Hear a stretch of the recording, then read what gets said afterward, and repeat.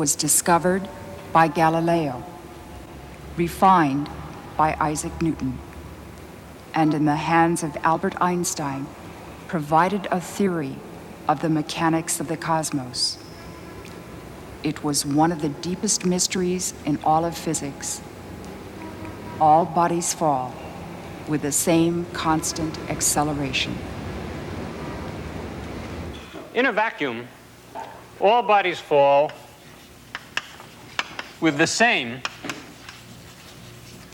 constant acceleration.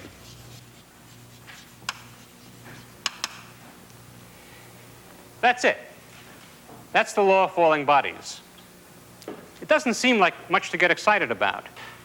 And yet, just look at what it says. First of all, it says that the effect of gravity on all bodies is the same, regardless of their weight. From Galileo to Isaac Newton, right down to Albert Einstein, that's been one of the central mysteries in all of physics. Furthermore, it says that bodies fall with constant acceleration. It's almost impossible even to understand what that means without a marvelous mathematical device called a derivative.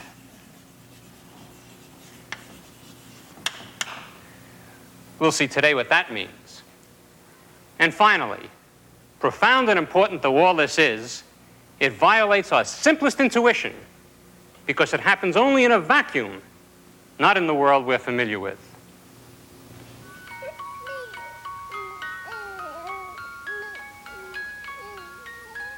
For all of us, the effect of the Earth's gravity was probably our first encounter with the laws of nature.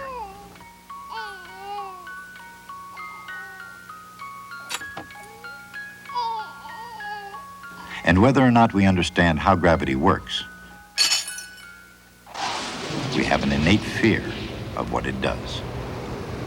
But exactly what is the effect of gravity? Some bodies fall to the Earth quickly and directly, while others behave quite differently. In some cases, the pull of gravity can be resisted almost indefinitely. To make any sense at all about how and why bodies fall, we need to separate the effect of gravity on a falling body from the opposing effect of the air through which the body is falling. In other words, we have to imagine a body falling, not through the air, but through a vacuum.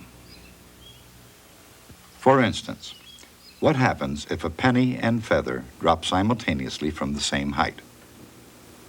They behave exactly as we'd expect, each falling at a very different rate than the other. But that's only because of the effect of air resistance on the two objects. In a vacuum, a penny, a feather, and any other object will fall at exactly the same rate.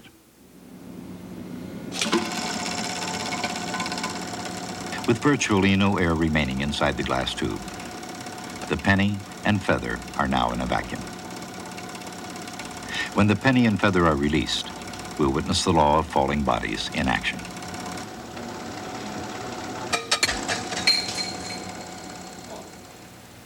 Without the effect of air resistance, in other words, in a vacuum, all bodies, regardless of their weight, will fall at exactly the same rate.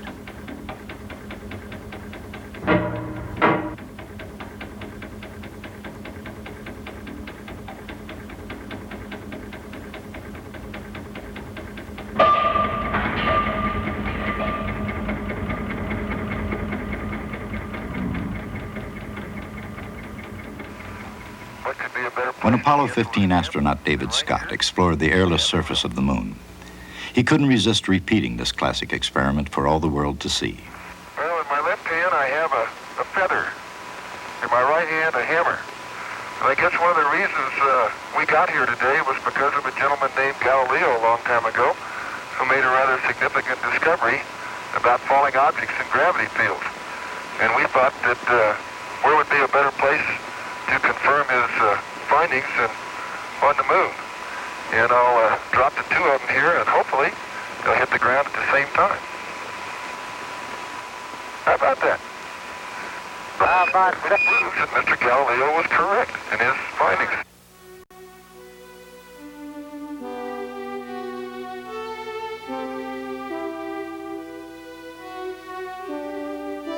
Mr. Galileo was correct. Nearly 400 years ago, at a time when all the world believed that heavy bodies fall faster than lighter ones, Galileo realized that in a vacuum, all bodies should fall at the same rate. Galileo couldn't produce a vacuum, but he could imagine one. He pictured a heavy body attached to a lighter one. Would this compound body, he asked, fall faster or slower than the heavy body alone? If the lighter body did fall more slowly, it should slow down the heavy body. So the compound body should fall more slowly than the heavy body alone. But the compound body is actually heavier than the heavy body alone. Therefore, the compound body should fall faster than the heavy body, not slower. Obviously, the long-held view that the heavier a body is, the faster it falls, leads to an inescapable contradiction.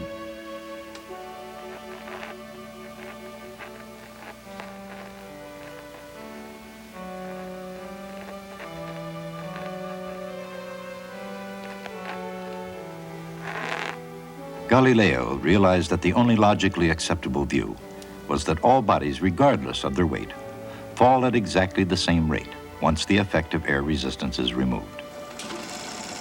Of course, if all bodies in a vacuum fall at the same rate, the next question is, exactly what is that rate? From common experience, we do know one thing about the rate of a falling body. The speed of a falling body increases as it falls, which means that it accelerates, dropping faster and faster as it falls. Even before Galileo, a number of scholars tried to formulate a description of this accelerated motion. Some 100 years earlier, Leonardo da Vinci made his own study of falling bodies, driven perhaps by his dream of human flight.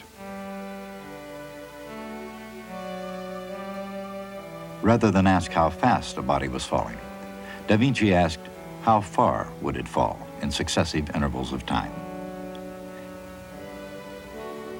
His theory of accelerated motion was that a body would fall greater distances in later intervals.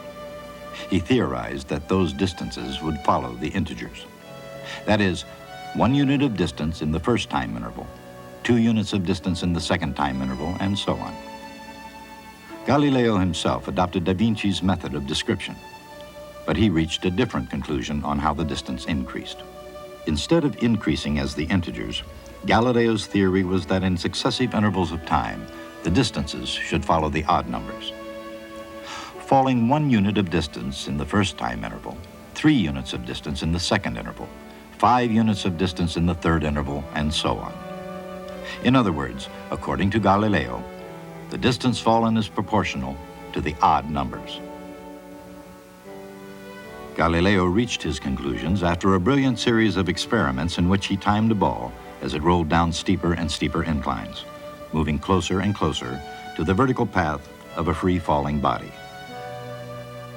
Galileo's law of odd numbers can be seen in action in a very unlikely place. It's a place that would have amazed that great Renaissance thinker even more than the surface of the moon. At Magic Mountain Amusement Park in Southern California,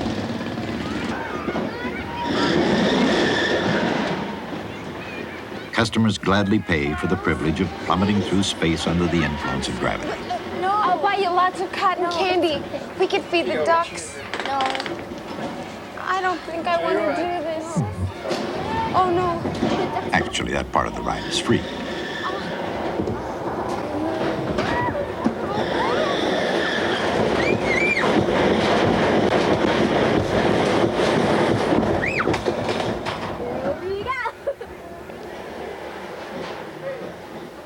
What the customers have really paid for is an arrangement that allows them to survive. At any rate, what about Galileo?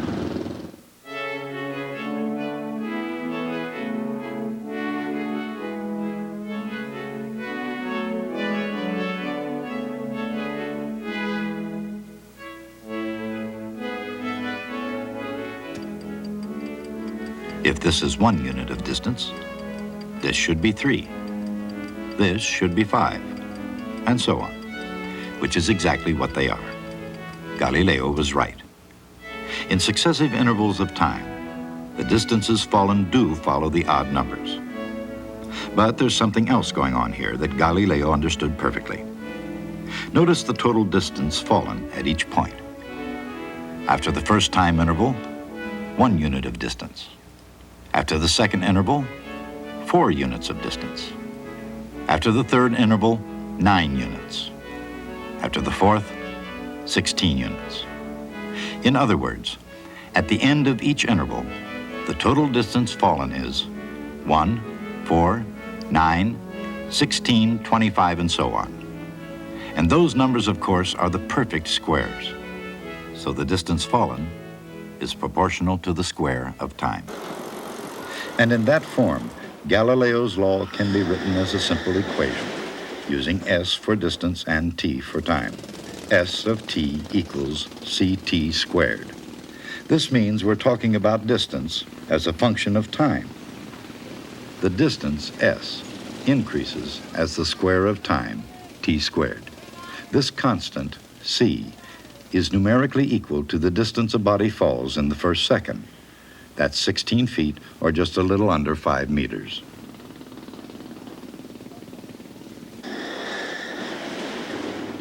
We know that at any point in the fall, the distance fallen is equal to c times the square of the time.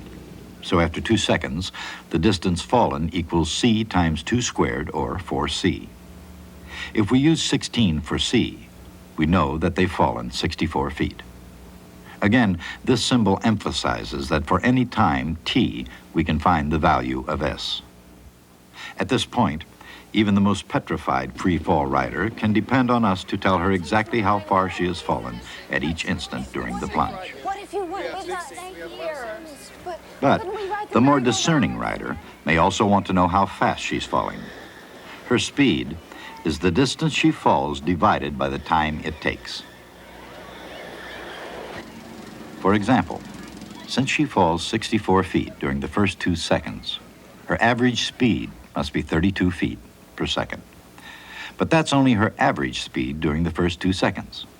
At the beginning, she was standing still. And at the end of 2 seconds, she was falling much faster than 32 feet per second. Obviously, what this woman really wants to know is not her average speed, but her exact or instantaneous speed at any given time. I'm fine. However, if we try to use the same equation dividing the change in distance by the change in time, we have a serious problem. At any instant during the fall, let's say at exactly 1.5 seconds, the change in distance and time is 0. So, a formula that determines speed by dividing the change in distance between point A and point B by the change in time is of little use when we have a point A, but no separate point B to work with. To make matters worse, both the top and the bottom of the fraction would be 0. And of course, dividing by 0 is a mathematical disaster. At first glance, perhaps the expression instantaneous speed is a contradiction in terms. And yet, common sense tells us that as long as an object is moving, it must have a certain speed at every instant. The problem is much more than a clever play on words. It's a dilemma that plagued mathematicians for thousands of years, but there is a way to solve it. Instead of asking the instantaneous speed at an exact time t, we'll ask, what is the woman's average speed between time t and a point h seconds later at time t plus h? Now, the change in time is simply h seconds. If the distance fallen at any time t equals c times t squared, then the distance fallen at time t plus h must equal c times t plus h squared.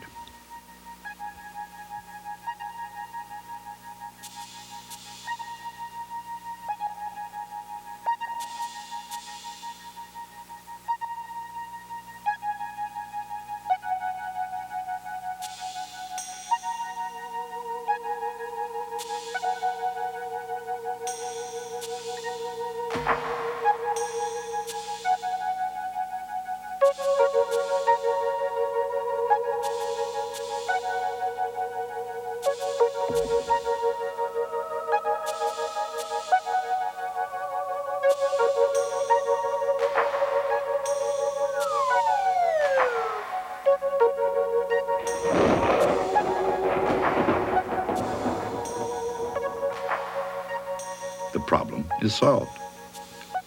We can calculate her average speed starting at any time t over any interval h. H can be 1 second, half a second, a tenth of a second, or even 0. Because now we're not dividing by 0.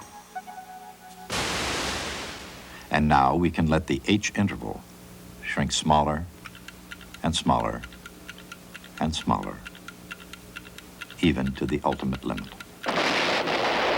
And at that instant, we've calculated a derivative as the interval completely shrinks to 0. If h is exactly 0, we have found that at any time t, her instantaneous speed, which we'll call v, is 2 ct. Using the value of 16 for c, we can now tell her, "Madam, don't worry about a thing."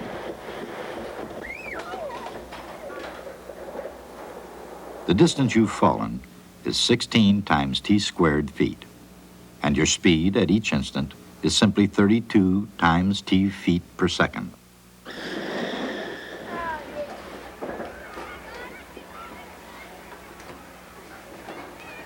Obviously, she's impressed. How did you figure all that out, she might ask. It was nothing, really. All we had to do was to invent the derivative.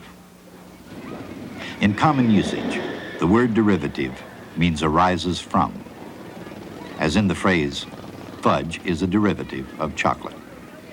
But in mathematics, the word has an exact technical meaning, which amounts to this. It's the rate at which something is changing. The speed of the falling lady was the derivative of her distance from the top. In other words, speed is the derivative of distance. At first, when we discussed her average speed, we were merely doing algebra, simply plugging numbers into the speed equals distance divided by time equation. But when we began to work with an interval of duration, h, and at the right moment let h shrink to 0, we were calculating a derivative, and we entered the world of differential calculus. Differential calculus is the mathematics of using derivatives. The process of calculating a derivative is called differentiation. Of course, the concept of a derivative doesn't apply only to a body in motion. Conceivably, a derivative could be calculated that represents the rate of change in the population density of dolphins versus the temperature of the ocean, or the rate of change in the volume of a balloon versus its surface area, or the rate of change in the cost of a pizza versus its diameter. In other words, a derivative can be calculated for almost any situation in which one quantity changes as another quantity increases or decreases. To get from distance to speed, we calculated a derivative. But what about the acceleration of a falling body? To get from speed to acceleration, we do the same thing all over again. If v as a function of t equals 2 ct, then v of t plus h equals 2c times t plus h.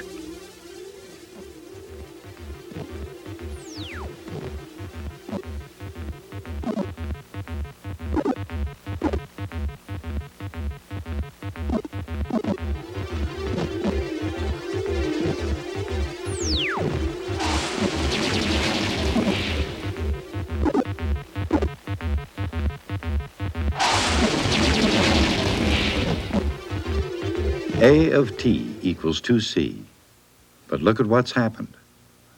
First, we found that the distance s keeps increasing. It depends on time. If t changes, s changes. The speed v also keeps increasing with time. But now we've found that the acceleration, a, doesn't depend on time at all. It's simply a constant. A equals 2c. Regardless of the value of t, a is always the same. We've finally done it.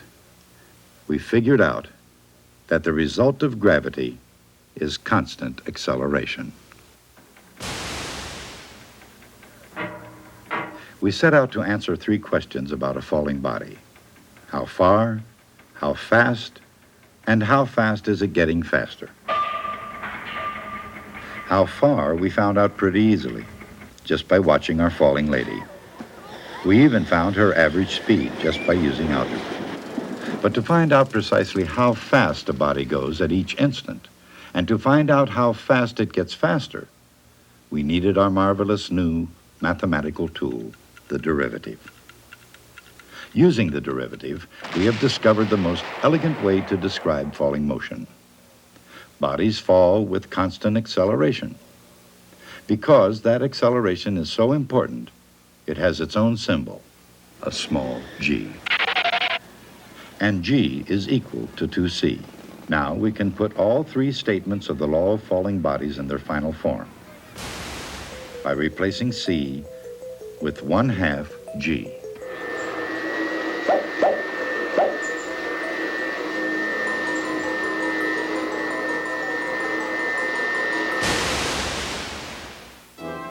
According to the law of falling bodies, a body falls with constant acceleration, with speed proportional to time, and falls a distance proportional to the square of time. That kind of motion is called uniformly accelerated motion. It is difficult, but not quite impossible, to discover all of these facts about uniformly accelerated motion without using differential calculus. And yet, Galileo understood all of these facts. In fact, nearly 300 years before Galileo, a French scholar named Nicole Oraim had worked out the behavior of uniformly accelerated motion. Oraim and Galileo used nearly identical mathematical methods to analyze the problem. Their methods were based not on algebraic equations, but on proportions between quantities and on geometric figures. The derivative was invented a generation after Galileo's death by Sir Isaac Newton and Gottfried Wilhelm von Leibniz. With this powerful new method of analysis, even more complicated kinds of motion could easily be analyzed. Describing uniformly accelerated motion became positively simple. Without derivatives, it's difficult to understand what acceleration means, much less describe uniformly accelerated motion and work out all of its consequences. And yet, that's exactly what Oraim and Galileo did. They described uniformly accelerated motion and worked out all of its consequences. It was an act of sheer genius. One of the jobs of physics is to find simple, economical, underlying principles to explain the complicated world that we live in. We've done that today. If I drop a body, it falls under the influence of the Earth's gravity. As it falls, its motion is opposed with varying degrees of success by the air through which it must fall. If I can imagine disposing of the air and letting the body fall in vacuum, then I discover a dramatic and surprising fact. All bodies fall at the same rate. I could be satisfied with that fact. After all, discovering it was quite an impressive accomplishment. But of course, we're not satisfied. We want to know, why is it true? What is the nature of gravity that leads to such strange behavior?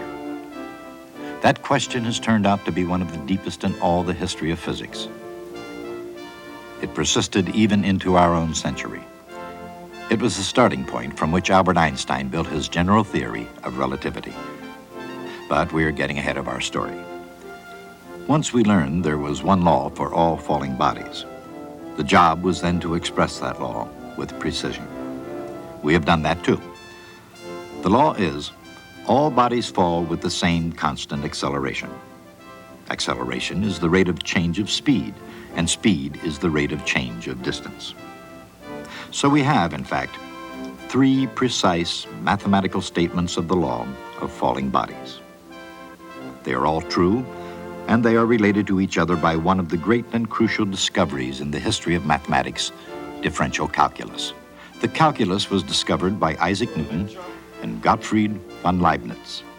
It was a mighty triumph, the most important event in mathematics in thousands of years.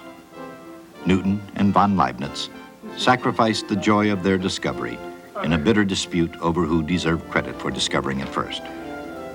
All of these are threads in the story we're going to see unfold. No.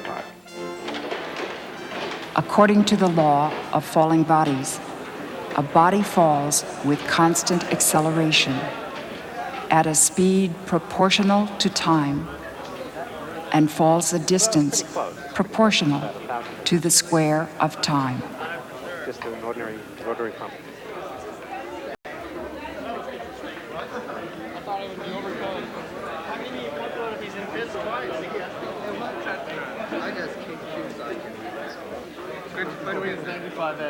Oh, God.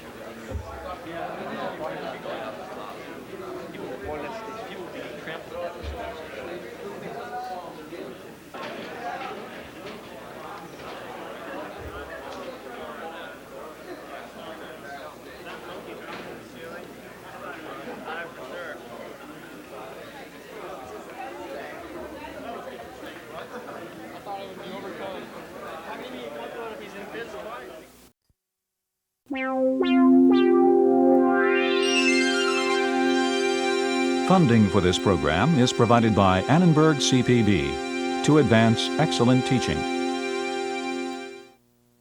For information about this and other Annenberg CPB programs, call 1-800-LEARNER and visit us at www.learner.org.